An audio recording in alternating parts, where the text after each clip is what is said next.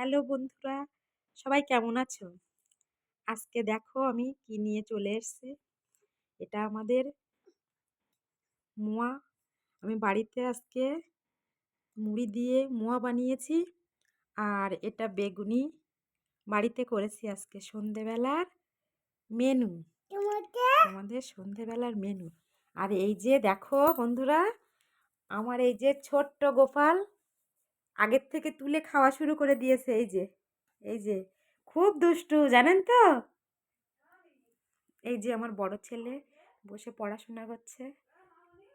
তো ভিডিওটা কেমন হয়েছে সবাই একটু কমেন্ট করে জানিও। আমি আসলে পারি না বানাতে, তবেও চেষ্টা করেছি।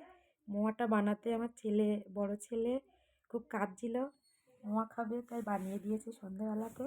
আর এই বেগুনিটা বানিয়েছি। তো কেমন হয়েছে একটু কমেন্ট করে সবাই বলো।